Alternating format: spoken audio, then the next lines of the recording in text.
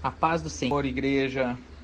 Quero chegar nesse momento para que a gente possa estar fazendo uma reflexão sobre como o Senhor tem operado ao longo do tempo na sua igreja, como ele se manifestou sobre um assunto que a gente tem falado, que é como que nós somos resgatados pela graça.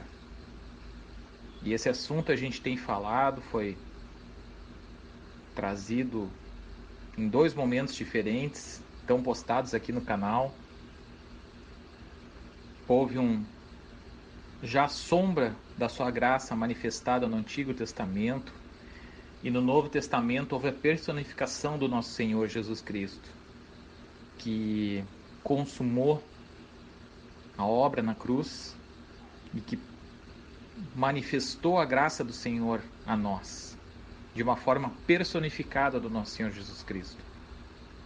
Então, hoje a gente quer falar sobre esse assunto. É um assunto que muito amplo, muito extenso, a gente pode falar muito sobre isso. Afinal de contas, somos salvos pela graça e todo cristão deve entender como é que o Senhor manifesta a sua graça. Mas vamos trazer mais esse estudo com algumas coisas novas. Então quero estar orando agora antes da gente iniciar. Querido Senhor, louvado seja teu santo nome, Senhor. Senhor, que tu possa te fazer presente nesse estudo, Senhor, que cada coração,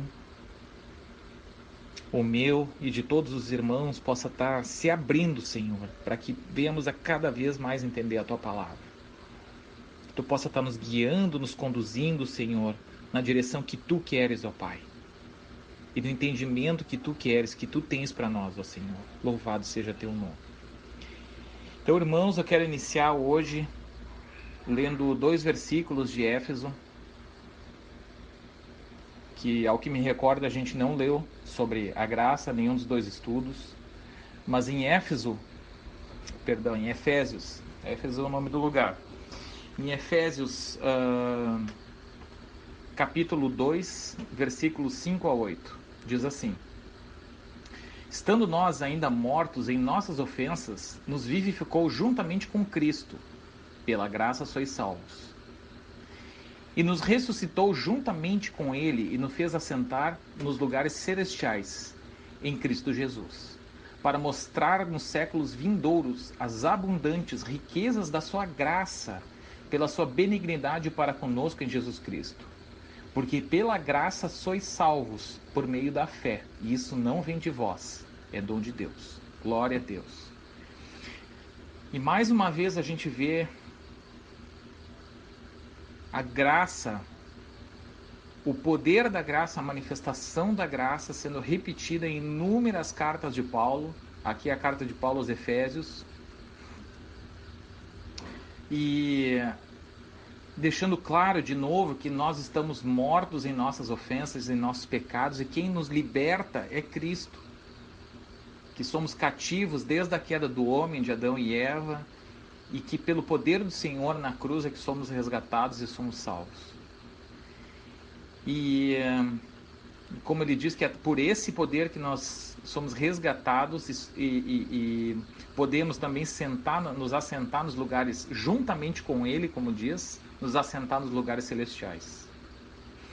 E aí como finaliza ali, porque pela graça sois salvos por meio da fé, e isso não vem de vós, é dom de Deus. E no livro de Romanos, como já dito, fica muito claro que toda vanglória cai por terra, toda altivez, toda presunção cai por terra, porque a salvação não vem de nós mesmos. E esse é o problema de nós considerarmos os nossos próprios atos para a salvação. Como já dito, nós olhamos para Cristo e reproduzimos o que Ele faz porque Ele é o nosso Senhor, imagem e semelhança. E a gente olha para Ele e ao contemplar Ele, a gente busca imitar Ele, ainda que de uma forma imperfeita, mas com todo o nosso esforço, porque o esforço sim faz parte da vida do crente. o se esforçar faz parte. Seremos imperfeitos e com todo o nosso esforço e imperfeição, mas colocando o nosso coração nisso, nós vamos buscar ao máximo imitar Cristo. E nisso que consiste a graça. Que somos salvos mesmo sendo imperfeitos, mas buscando crescer no entendimento, no conhecimento de quem é Cristo. Em Efésios capítulo 3, versículos 2 a 8 diz assim: se é que tendes ouvido a dispensação da graça de Deus, para que convosco me foi dada, porque me foi este mistério manifestado pela revelação, como antes um pouco vos escrevi. Por isso, quando ledes, podeis perceber a minha compreensão do mistério de Cristo, o qual noutros séculos não foi manifestado aos filhos dos homens, como agora tem sido revelado pelo Espírito aos seus santos apóstolos e profetas. A saber que os gentios são co-herdeiros e de um mesmo corpo e participantes da promessa em Cristo pelo Evangelho, do qual fui feito ministro, pelo dom da graça de Deus, que me foi dado segundo a operação do seu poder. A mim, o mínimo dos santos, me foi dada essa graça de anunciar entre os gentios, por meio do Evangelho, as riquezas incompreensíveis de Cristo.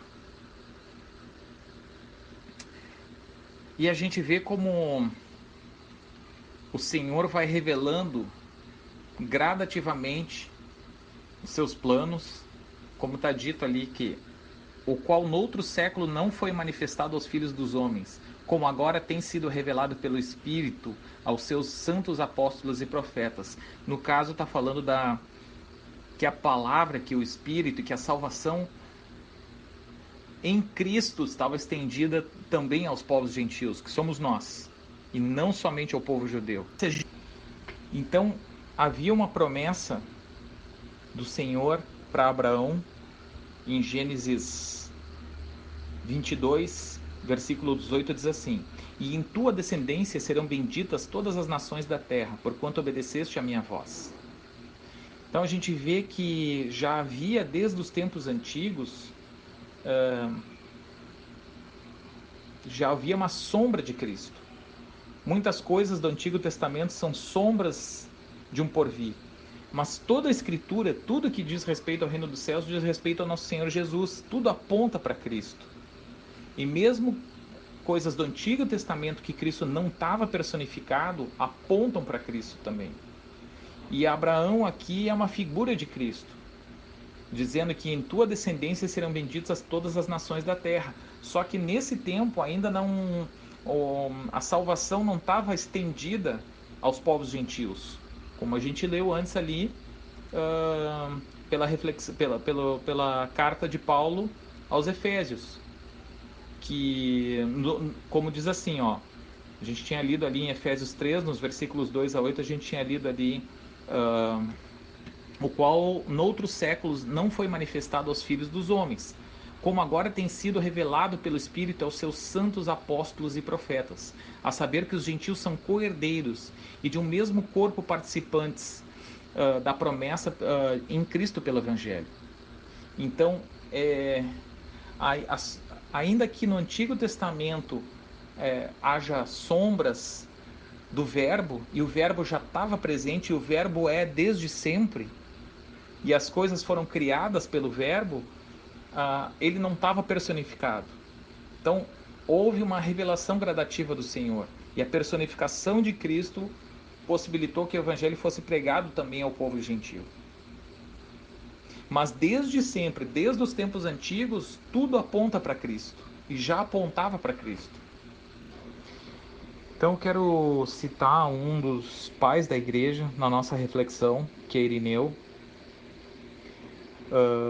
que viveu entre os anos 130 e 202, não é da época da crucificação, não é da época da destruição de Jerusalém, que foi no ano 70, não é contemporâneo dos apóstolos, todos os apóstolos já tinham partido nessa época, mas são algumas décadas depois, mas também não é tanto tempo depois. Então Irineu é considerado um dos pais da igreja, Estou usando aqui o livro de Justo Gonzalez, o título é História da Literatura Cristã Antiga. Estou lendo na página 119, um trecho segundo o autor, diz assim: Irineu insistia na continuidade entre a história de Israel e da igreja, pois o personagem principal desse drama é o Verbo de Deus, que falou a Abraão, a Moisés e aos profetas, e que se encarnou em Jesus Cristo.